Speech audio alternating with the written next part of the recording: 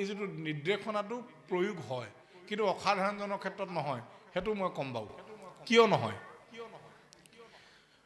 মনুষ্যৰ আয়ুহত বৰিষ সংখ্যাত মানুহৰ 100 বছৰ অৰ্ধেক বিফলে যায় জানিবা নিদ্ৰাত আধা বছৰ শুওঁতে যায় তাৰ মানে 100 বছৰ 50 বছৰ আমি একেলগেতো শুই নলওঁ প্ৰতিদিনৰ কৰ্মৰ লগত আমাৰ শুৱাটো জড়িত হৈ থাকে তেনেহ'লে যদি সেইটো হয় যে মনুষ্যৰ আয়ুহত বৰিষ সংখ্যাত অৰ্ধেক বিফলে যায় জানিবা নিদ্ৰাত তেনেহ'লে কিমান গৈছে যে মনুষ্যৰ আয়ুহত বৰিষ সংখ্যাত অৰ্ধেক বিফলে যায় জানিবা নিদ্ৰাত 20 বৰিষ আয়ু যায় উমলন্তে 20 বছৰ উমলোতে যায় লগত হোৱা 20 বছৰ কিমান হ'ব 40 বছৰ এতিয়া আপোনালোকৰ সমাজখনৰে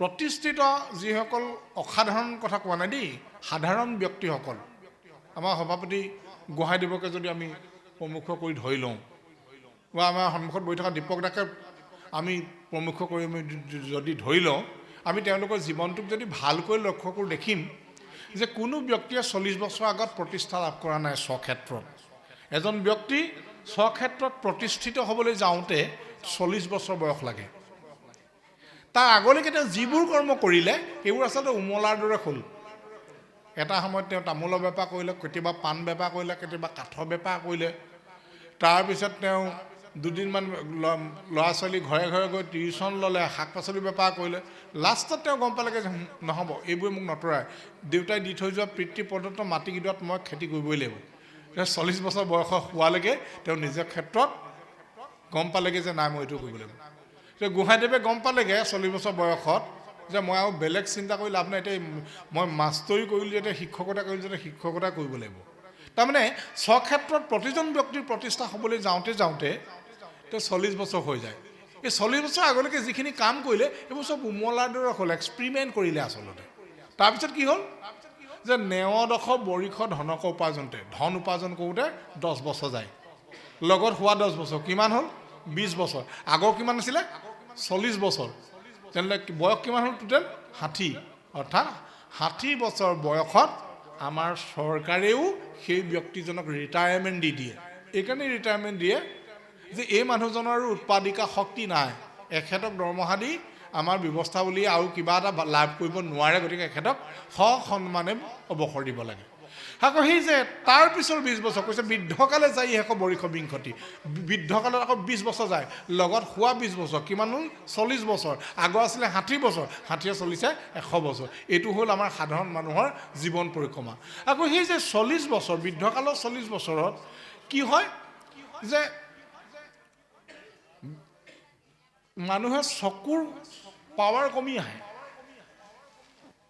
বৃদ্ধকালে যাই হেক বৰিষ বিংশতি একো কাৰ্য সাধিবেক নাহিকে শকতি শৰীৰক পীৰে ব্যাধি শৰীৰত বিভিন্ন ব্যাধিয়ে দেখা দিয়ে চক্ষুৱে নাকলে চক্ষুৱে দেখিব নোৱাৰা হয় আশা পাশে গৃহত থাকিও বান্ধি গ'লে আনৰ ওপৰত নিৰ্ভৰ কৰি ঘৰত সোমাই থকা বাদে উপায় নাই যদি এইটোৱেই মনুষ্যৰ জীৱন পৰিক্ৰমা হয় তেনেহ'লে কোনো মানুহে হৰি সেৱা কৰিব কেতিয়া সেইকাৰণে দৈত্য শিশুৰ দ্বাৰা দৈত্য শিশুগণক শিক্ষা দিয়াৰ জৰিয়তে প্ৰহ্লাদৰ মুখত গুৰুজনাই এই বাক্যকেইটা দিছে যে হেন জানি শিশু হ'ব এৰিয়ে নকৰ্ম ধৰিও কুমাৰকালে ভাগৱত ধৰ্ম যে কুমাৰ কালতেই ভাগৱত ধৰ্ম গ্ৰহণ কৰা এতিয়া ভাগৱত ধৰ্ম বুলি কোৱাৰ লগে লগে আমাৰ মনলৈ এটা বৰ ডাঙৰ কথা আহিছে বা কুমাৰ কালতনো ভাগৱত ধৰ্ম তেওঁ কেনেকৈ ধৰিব ভাগৱত ধৰ্ম বুলি বেলেগ কোনো কথা নাই ভাগৱত ধৰ্ম হৈছে সত্য ধৰ্ম ভাগৱতক যদি আমি দুটি অক্ষৰক আমি ক'বলৈ যাওঁতে কি বুলি ক'ম দুটি অক্ষৰত ক'বলৈ গ'লে কৃষ্ণ ভাগৱতৰ মূল তত্ত্ব কি কৃষ্ণ আকৌ সেই ভাগৱতক যদি আমি চাৰিটা আখৰ ক'বলৈ যাওঁ সেয়া কি হ'ব সৎসংগ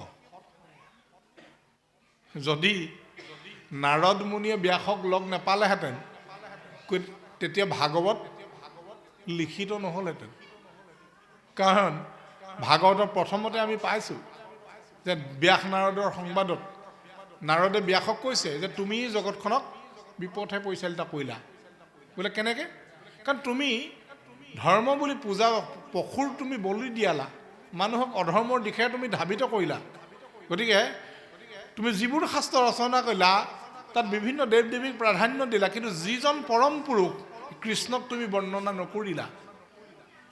তাৰ পৰিপ্ৰেক্ষিতত ই সৃষ্টি হ'ল। এতিয়া সেই কৃষ্ণ, যি কৃষ্ণৰ তত্ত্ব নিহিত হৈছে ভাগৱতত, সেই ভাগৱতখনৰ ধৰ্মটোৱে হৈছে সত্য ধৰ্ম আৰু সেই কৃষ্ণক বিচাৰি পোৱাৰ ধৰ্ম। সেইকাৰণে এই যে ভাগৱতৰ ধৰ্ম বুলি ক'লে বেলেগ কোনো ধৰ্ম নাই, ই হৈছে সত্য ধৰ্ম। এজন ছাত্ৰৰ কাৰণে ভাগৱতৰ ধৰ্ম কি হ'ব? তেওঁ ভালদৰে গুৰুত শ্ৰদ্ধা ৰাখি অধ্যয়ন কৰা, সেইজনৰ তেখেতৰ কাৰণে সেয়াই ভাগৱতৰ ধৰ্ম। কিন্তু খেলুৱৈজনৰ কাৰণে কিন্তু অধ্যয়ন ভাগৱত ধৰ্ম নহয়। খেলুৱৈজনৰ কাৰণে তেওঁ খেলটো তেওঁ ভাগৱতৰ ধৰ্ম। শচীন তেণ্ডুলকাৰে ক্ৰিকেটক ভাগৱত ধৰ্ম বুলি গ্ৰহণ কৰিলে। সেইকাৰণে আজি তেওঁ আপুনি মই ব্যাখ্যা কৰা এই সূত্ৰটোত তেওঁ বন্দী নহয়। কিয় বন্দী নহয়? কাৰণ আমি যিটো বয়সত নেওদশ বৰিষত ধনক উপাৰ্জনতে, অৰ্থাৎ 40 বছৰৰ পৰা 60 বছৰ এই কালচোৱা আমি য'ত ধন ঘটো, তাৰ আগতেই শচীন তেণ্ডুলকাৰে ধন ঘটি শেষ কৰিলে। কাৰণ তেওঁ ক্ৰিকেটক ভাগৱত ধৰ্ম বুলি গ্ৰহণ কৰিলে। যিটো বয়সত আমি পইচা ঘটিবলৈ আৰম্ভ কৰোঁ, সেইটো সময়ত জুবিন গাৰ্গে সকলো পাই গুচি গ'ল। ধন, টকা, পইচা, যশ, খ্যাতি, এজন মানুহে পাব পৰা সকলো। কাৰণ তেওঁ অসাধাৰণ ব্যক্তি। এই যে কয় যে জিনিয়াছ পাৰ্চন বুলি, তেওঁ অসাধাৰণ ব্যক্তি। শচীন তেণ্ডুলকাৰ অসাধাৰণ ব্যক্তি। সেইকাৰণে সেইসকলৰ ক্ষেত্ৰত এই সমাজ জীৱনৰ, সমাজ বিজ্ঞানৰ এই সূত্ৰবোৰ প্ৰয়োগ নহয়। কিন্তু আমি যিহেতু সাধাৰণ মানুহ, সাধাৰণ মানুহৰ ক্ষেত্ৰত এই সূত্ৰটো প্ৰয়োগ হ'ব যে আমি কেনেকৈ জীৱনত আগুৱাই যাম। আমি যি সময়ৰ যিটো ধৰ্ম, সেই ধৰ্মক আমি ভাগৱত ধৰ্মৰূপে গ্ৰহণ কৰিব লাগিব। আৰু সত্যত থাকি সেই ধৰ্মত আমি নিজকে আত্মনিয়োগ কৰিব পাৰিলেই আমি ভাগৱত ধৰ্ম ধৰা হ'ব। গতিকে ভাগৱত পাঠৰ মাধ্যমেদি আজি এই ভাগৱতত প্ৰথম স্কন্ধৰ পৰা দ্বাদশ পৰ্যন্ত আমি যদি চাওঁ, মূল কথা কিন্তু এটাই, প্ৰতিবাৰতে কৈছে যে ৰাম ৰাম বোলা, কৃষ্ণ কৃষ্ণ বোলা, হৰি হৰি বোলা, তাৰমানে পৰম সত্যত তুমি আশ্ৰয় লোৱা। আৰু ভগৱন্ত কৃষ্ণই কি লীলা কৰি এই জগতখনক আদৰ্শ দেখুৱাই থৈ গৈছে, এই সমস্ত লীলা ইয়াতে বৰ্ণিত হৈছে। আৰু এই লীলাৰ পৰা আমি কি বুজিব পাৰোঁ? পৰম দুৰ্বোধ্য যিটো আত্মতত্ত্ব, যিটো কথা মাধৱদেৱে নামঘোষাত লিখিছে, সেই আত্মতত্ত্ব অৰ্থাৎ নিজক বিচাৰি পোৱা, নিজক চিনি পোৱাই হৈছে আত্মতত্ত্ব। সেই আত্মতত্ত্ব ক'ত পায়? বেলেগ কোনো গ্ৰন্থত আত্মতত্ত্বক বিচাৰি নাপায়। আত্মতত্ত্ব বিচাৰি পায় কেৱল শ্ৰীমদ ভাগৱতত। সেইকাৰণে কৈছে হে পৰম দুৰ্বোধ আত্মতত্ত্ব, তাৰ জ্ঞানৰ্থে হে হৰিজত লীলায় অৱতাৰ ধৰা তুমি কৃপাময়। হে তাহান চৰিত্ৰ সুধা সিন্ধু, তাতে ক্ৰীড়া কৰি দীনবন্ধু। হে চাৰি পুৰুষাৰ্থ তৃণৰ সমকৰ। এই পৰম দুৰ্বোধ্য আত্মতত্ত্বটোক বুজিবৰ কাৰণে ভগৱন্তই 24 বাৰ অৱতাৰ ধাৰণ কৰিছে। ভগৱন্ত অসীম শক্তিৰ গৰাকী। দুষ্টক দমন আৰু শান্তক পালনৰ যদি উদ্দেশ্যই কেৱল তেখেতৰ অৱতাৰসমূহৰ কাৰণ আছিল, তেনেহ'লে একেটা অৱতাৰতে ভগৱানে দুষ্টক দমন কৰি শান্তক পালন কৰি থ'ব পাৰিলেহেঁতেন। কিন্তু তাকে নকৰি ভগৱন্তই বিভিন্ন লীলা অৱতাৰ লৈছে। ৰাম অৱতাৰত যিখিনি কৰ্ম কৰিছে, কৃষ্ণ অৱতাৰত সেইখিনি কৰা নাই। বৰাহ অৱতাৰত যিখিনি কৰ্ম কৰিছে, সেইখিনি নৃসিংহ অৱতাৰত কৰা নাই। সনত কুমাৰ ৰূপে যিখিনি কৰ্ম কৰিছে, সেইখিনি নাৰদ ৰূপে কৰা নাই। ঠিক তেনেকৈ 24 অৱতাৰত আমি দেখিছোঁ যে ভগৱন্তই প্ৰতিটো অৱতাৰতেই বিভিন্ন কৰ্ম সম্পাদন কৰিছে। কিন্তু এই কৰ্ম সম্পাদন কৰাৰ উদ্দেশ্য কি? পৰম দুৰ্বোধ্য আত্মতত্ত্বক মানুহক বুজি পাবলৈ, যে তুমি কোন, মই কোন, মই ক'ৰ পৰা আহিলোঁ, মই ক'লৈ যাম আৰু মোৰ কি কাম। এই যে আমি নিজক যদি বুজি পাওঁ যে মই কোন, এই সত্তাটোক যদি বুজি পাওঁ, তেনেহ'লে মই জানিম মোৰ ব্যৱহাৰটো ক'ত কেনেকুৱা হোৱা উচিত। মই যদি মোক নিজক চিনি পালোঁ, তেনেহ'লে মোৰ বিপৰীতজনক মই চিনি পাম। মোৰ বিপৰীতজনক চিনি পোৱা মানে মই লাহে লাহে সমাজখনক চিনি পোৱা, আৰু মোৰ কি কাম, সেই কামটোক চিনি পোৱা মানে তেতিয়া মোৰ যিটো অন্তিম লক্ষ্য, সেই লক্ষ্যও মই উপনীত হ'ব পাৰিম। যিসমূহৰ অন্তিম লক্ষ্য কি? যিসমূহৰ অন্তিম লক্ষ্য হ'ল ভগৱন্তৰ ঈশ্বৰৰ বিলীন হোৱা। ভাগৱত শাস্ত্ৰৰ ওম নমো ভগৱতে বাসুদেৱায় এই শ্লোকটোৱে এই কথাকে কৈছে যে হে প্ৰভু ভগৱন্ত, এই জন্ম মৃত্যুৰ গৰাকী তুমি। মই জানো যে জন্মৰ প্ৰক্ৰিয়াটোৰ যন্ত্ৰণা কিমান, জীয়াই থকাৰ পাছতো যন্ত্ৰণা কিমান। গতিকে এই তিনি তাপময় সংসাৰত মই পুনৰ যাতে আকৌ পৃথিৱীলৈ নাহোঁ, তোমাৰ চৰণত যাতে মোৰ অন্তিম স্থান হয়, তাৰ কাৰণে মই তোমাৰ চৰণত ভজিছোঁ। কিন্তু মই যদিও বা জন্ম হ'ব লগা হয়, স্ত্ৰী ৰূপতে হওক বা পুৰুষ ৰূপতে হওক, সেয়া নিৰ্ণয় কৰিবা তুমি। গতিকে তুমি মোক যি জন্মই প্ৰদান নকৰা কিয়, সেই জন্মতে যাতে মই তোমাৰ চৰণ চিনি পাওঁ, এনে কৃপা মোক কৰিবা। তাৰ কাৰণে মই তোমাৰ চৰণত মই বাৰম্বাৰ শৰণ লৈছোঁ। ত্ৰাহিমাং মধুসূদনং, ত্ৰাহিমাং মধুসূদনং। সেইবুলি এই ওম নমো ভগৱতে বাসুদেৱায় এই শ্লোকত ভগৱন্তৰ চৰণত খাটনি ধৰা হৈছে, যাক কোৱা হয় প্ৰণৱ মন্ত্ৰ। গতিকে এই যে আপোনালোকে কেতিয়াও নাভাবিব যে ভাগৱত এখন সাধাৰণ গ্ৰন্থ নহয়। ভাগৱত হৈছে এখন অসাধাৰণ গ্ৰন্থ, যিখন গ্ৰন্থৰ কথা আপোনালোকে পুংখানুপুংখ জানিবৰো প্ৰয়োজন নাই। কিন্তু দৃঢ়ভাৱে এই বিশ্বাসে যদি আমি এই প্ৰণৱ মন্ত্ৰকো বাৰম্বাৰ উচ্চাৰণ কৰোঁ যে ওম নমো ভগৱতে বাসুদেৱায়, ওম নমো ভগৱতে বাসুদেৱ, তেতিয়াও আপোনালোকৰ জীৱনে অৰ্থাৎ আপোনালোকৰ জীয়ৰ তৰণ বা আমাৰ জীৱন তৰণৰ আমি উপায় লাভ কৰিব পাৰিম। অসাধাৰণ ব্যক্তিৰ কথাটো এনেকুৱা ধৰণৰ,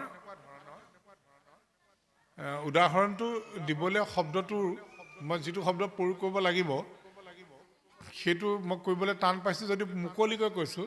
আপোনালোকে জানে যিসকলে অৰ্থনীতি পঢ়িছে, আমি জানো যে আমি যদি এগিলাচ পানী খাওঁ, খুব বেছি পিয়াহ লাগিছে, আমি দুগিলাচ খাই দিলোঁ। তাৰপিছত যদি আমাক আকৌ দিয়া হয়, তেতিয়াহ'লে আমি আৰু এগিলাচ খাব পাৰিম। তাৰপিছত আকৌ যদি খাবলৈ আমি আধা গিলাচো খাব নোৱাৰোঁ, অকণমান খাব পাৰিম। তাৰমানে এইটো কি হয়, কৰ্মশাসমান উপযোগিতা বিধিটো সেই ক্ষেত্ৰত প্ৰযোজ্য হয়। সেইটো সাধাৰণতে হয়। কিন্তু কথাটো যদি উল্টা হৈ যায়, সুৰা হয়, মদ হয়, প্ৰথমতে সেই সুৰাসক্তজনৰ এগিলাচ টানিবলৈ টান হয়, তাৰপিছত দুগিলাচ, তিনি গিলাচ, চাৰি গিলাচ, সংখ্যাটো বাঢ়ি গৈ থাকে। কেলৈ? এই ডিমিনিছিং ইউটিলিটি থিয়ৰীটো যেনেকৈ মদৰ ক্ষেত্ৰত এপ্লিকেবল নহয়, ঠিক তেনেকৈ ভাগৱতৰ তত্ত্বৰ যিটো কথা আমাৰ গুৰুজনাই দি থৈ যোৱা যিটো মন্ত্ৰ, যে মনুষ্য আৰু শতবৰ্ষ সংখ্যাত অৰ্ধেক বিফলে যায় জানিবা নিদ্ৰাত, বিংশতি বৰ্ষ যায় উমলন্তে, নেয়দশ বৰ্ষ ধনক উপাৰ্জনতে।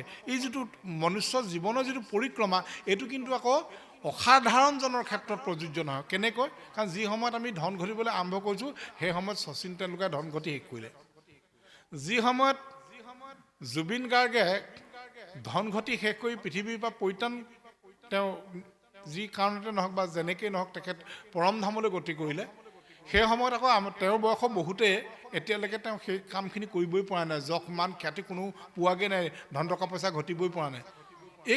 কাৰণ এইসকল অসাধাৰণ ব্যক্তিৰ অসাধাৰণ প্ৰতিভাৰ জৰিয়তে তেওঁলোকে আমি সাধাৰণ মানুহে অৰ্জন কৰিব নোৱাৰা কিছু বস্তু তেওঁলোকৰ জীৱনৰ একদম আদি চোৱাতে তেওঁলোকে আৰম্ভ কৰিলে।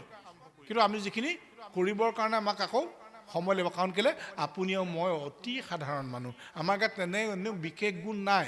আমি ভাল খেলুৱৈও নহয়, আমি ভাল চোকা ছাত্ৰও নহয়, আমি এনেকুৱা বিদগ্ধ ৰাজনৈতিক মানে পণ্ডিতো নহয়, বা আমি বিভিন্ন ক্ষেত্ৰত প্ৰতিষ্ঠিত হোৱা স্বনামধন্য অসাধাৰণ ব্যক্তিত্বৰ গৰাকী নহয়।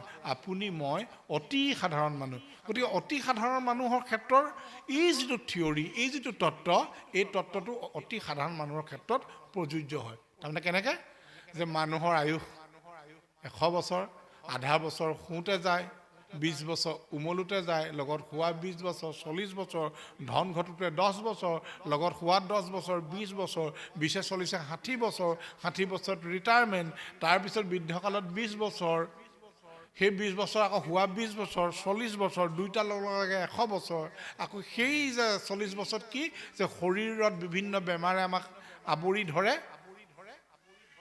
আৰু চকুৱে নেদেখা হওঁ কিন্তু ৰামদেৱৰ ক্ষেত্ৰতো কথাটো প্ৰযোজ্য নহয় ৰামদেৱ এতিয়াও ডেকা হৈ আছে 70 ওপৰত তেওঁ আপোনাৰ মোতকৈ বেছি ডেকা হৈ আছে তেতিয়া ৰামদেৱক আমাৰ শাস্ত্ৰখনৰ দ্বাৰা সাধাৰণ মানুহৰ ক্ষেত্ৰত প্ৰযোজ্য হোৱা তত্ত্বটো ৰামদেৱৰ ক্ষেত্ৰত প্ৰযোজ্য নহয় কিয়নো তেওঁ সাধাৰণ ব্যক্তি আব্দুল মালিক কি আমাৰ হেৰিৰ লগত আমাৰ প্ৰাক্তন ৰাষ্ট্ৰপতি এপিজে আব্দুল কালামৰ লগত আপোনাৰ মোৰ তুলনা নহয় তেখেত অসাধাৰণ ব্যক্তি কিন্তু আমি যিসকল সাধাৰণ এই সাধাৰণ লোকৰ কাৰণেই ভাগৱতত এই বাৰ্তাসমূহ আছে যি বাৰ্তাৰে আমি তাক মন্থন কৰি আপোনালোকে নিজৰ মাজতে মন্থন কৰি নিজকে কেনেকৈ ইয়াক প্ৰয়োগ কৰি নিজক আগুৱাই লৈ যাব পাৰিব তাৰ বিস্তৃত বিৱৰণ এই ভাগৱতত আছে এই জীৱনটোক সুন্দৰ কৰিব পৰা অনেক উপাদান আমি ভাগৱতৰ পাতে পাতে লাভ কৰিব পাৰোঁ গতিকে এই ভাগৱত কেৱল মাত্ৰ এখন ধৰ্মশাস্ত্ৰ বুলি নহয়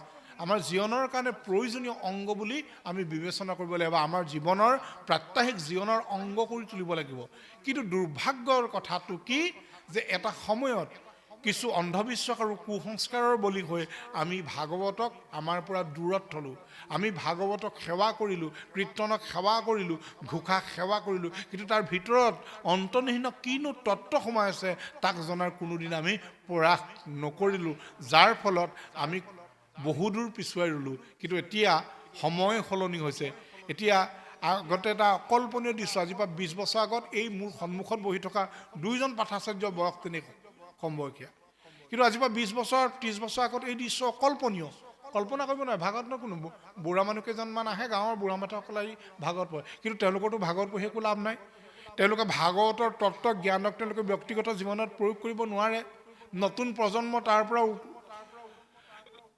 উপকৃত নহয় যে নতুন প্ৰজন্মক আমি কেনেকৈ মাতিম এই সংসাৰলৈ নতুন অতিথিক আমি কেনেকৈ মাতিম যি আমাৰ ভৱিষ্যতৰ সমাজখনক ধৰি ৰাখিব সেই প্ৰজন্মটোক আমি কিদৰে আমন্ত্ৰণ কৰিম তাৰ যিখিনি বিজ্ঞানসন্মত যিখিনি নৈতিক আৰু আধ্যাত্মিক তত্ত্ব এই ভাগৱতত বিদ্যমান সেই তত্ত্বখিনি কেৱল আমাৰ ডেকা ল'ৰা জীয়ৰী ছোৱালীবিলাকৰ কাৰণে বেছি প্ৰয়োজনীয় আমি বৃদ্ধসকলে ইয়াৰ দ্বাৰা মাত্ৰ তাৰ শ্ৰৱণৰ জৰিয়তে আমি কৰ্ণৰ তৃপ্তি হ'ব আমাৰ হৃদয়ৰ তৃপ্তি হ'ব কিন্তু বাস্তৱিক জীৱনত এই ভাগৱতৰ তত্ত্বৰে আমাৰ জীৱনক আমি না উন্নীত কৰিব পাৰিম তাৰ কোনো সম্ভাৱনা নাই সেইকাৰণে ভাগৱত আজি মই বহুত আনন্দিত যে আপোনালোকৰ এই ভাগৱতত যথেষ্ট সংখ্যক ডেকা ল'ৰাই এক খুব সুন্দৰকৈ শুনি আছে আৰু লালিমচিগা অঞ্চলত এই পৰিৱেশ সৃষ্টি হৈছে আজিৰ পৰা 20 বছৰ আগৰ লালিমচিগা 30 বছৰ আগৰ লালিমচিগা আজি সেই স্থানত নাই আজি এইসকল লোকে মননশীলতাৰে সৃষ্টিশীলতাৰে এনে অনুষ্ঠান ৰূপায়িত কৰিছে যিবোৰ অনুষ্ঠান সঁচাকৈ শলাগিবলগীয়া বিভিন্ন সময়ত বিভিন্ন ক্ষেত্ৰত আপোনালোকৰ এই লালিমচিগাবাসী ৰাইজৰ যিখিনি ইতিবাচক চিন্তা সেই চিন্তাৰ লগত আমিও সম্পৃক্ত হৈ আছোঁ সেইটো সঁচাকৈ সমাজখনৰ কাৰণে ইতিবাচক কিন্তু আমাৰ আহ্বান এই ইতিবাচক কথাখিনি যাতে আমি বেছি আৰু আগুৱাই লৈ যাব পাৰোঁ যিসকল আমাৰ মাজলৈ এতিয়া অহা নাই তেওঁলোকক যাতে আমি আৰু বান্ধ খাই ৰাখিব পাৰোঁ তাৰ কাৰণে আমি পৰৱৰ্তী সময়ত এই পদক্ষেপ গ্ৰহণ কৰিব লাগিব যি পদক্ষেপৰ দ্বাৰা আমাৰ ভৱিষ্যত এখন সুন্দৰ সমাজ আমি নিৰ্মাণ কৰিব পাৰিম আৰু মনত কল্পনা কৰকচোন যে প্ৰতি ঘৰত যদি একোজন প্ৰহ্লাদৰ জন্ম হয় তেনেহ'লে এই পৃথিৱীখনতে এই মৰততে আমি সৰগ ৰচিব পাৰিম নে নোৱাৰিম যি সন্তান নিসন্তান হৈ থকা ভাল কোনোবা ব্যক্তিয়ে নিসন্তান হৈ থাকক অন্ততঃ পৃথিৱীলৈ এটা বুজা কম আহিব বা আপুনি জাবৰৰ সৃষ্টি কৰাতকৈ নিসন্তান হৈ অকলে হৈ থকাই ভাল কিন্তু এটা যদি আমি জাবৰ সৃষ্টি কৰি লওঁ তেতিয়া সমাজখনি প্ৰদূষিত কৰিব সেইকাৰণে আমি এই যে বাস্তৱিক জীৱনত যেতিয়া আমি আগুৱাই যাম সংসাৰ যাত্ৰাপথত যেতিয়া আগুৱাই যাম তেতিয়া পত্নীগৰাকীয়ে বা স্বামীজনে আমি উভয়ে এনে চিন্তাৰ মানসিকতাৰে নতুনক আগমন ঘটাব লাগিব যি নতুনে প্ৰহ্লাদৰ দৰে 21 পুৰুষক উদ্ধাৰ কৰিব পাৰিব তেতিয়াহে ভাগৱতৰ এই যে আমি আজি যে ভাগৱত পাঠ আৰু ব্যাখ্যা অনুষ্ঠান পাতিছোঁ এই অনুষ্ঠানৰ প্ৰাসংগিকতা থাকিব। কেৱল আনক দেখুৱাই মোৰ গাঁৱত ভাগৱত ইমান ধুনীয়াকৈ পাতিছোঁ, ইমান মোৰ গাখীৰ আনিছোঁ, এনেকুৱা ডেক'ৰেশ্যন কৰিছোঁ, এইখিনি আচল কথা নহয়। আচল এই ভাগৱতৰ পৰা তত্ত্বলৈ আমি ব্যক্তিগত জীৱনত যদি তাৰ 0.1% আজি প্ৰয়োগ কৰিব পাৰোঁ, তেতিয়াহ'লে আমাৰ এই ৰাইজৰ গাঁঠিৰ ধনবিলাক ব্যয় কৰাৰ সাৰ্থকতা থাকিব। মই ভাবোঁ এই ক্ষেত্ৰত আপোনালোক যত্নৱান হ'ব আৰু ইয়াৰ ইতিবাচক ফলাফল আপোনালোকে অনাগত সময়ত লাভ কৰিব। আৰু ভগৱন্তই আপোনালোক সকলোকে কুশলে ৰাখক, আপোনালোকক সুস্থ শৰীৰে ৰাখক। উপনিষদৰ এটি সৰ্বশ্ৰেষ্ঠ প্ৰাৰ্থনা, সেই প্ৰাৰ্থনাৰে মই এই মুখনি মাৰিব বিচাৰিছোঁ। সৰ্বে সন্তু নিৰাময়া, সৰ্বে ভৱন্তু সুখীন, সকলো সুখী হৈ থাকক। সৰ্বে সন্তু নিৰাময়া, সকলো নিৰোগী হৈ থাকক। সৰ্বে ভদ্ৰাণী পশ্যন্তু মা কচ্চিৎ দুখ ভাগ ভৱেৎ, সকলোৱে ভগৱন্তৰ এনে কৃপা লাভ কৰক যাতে কোনেও কেতিয়াও কোনো দুখৰ সন্মুখীন নহওক।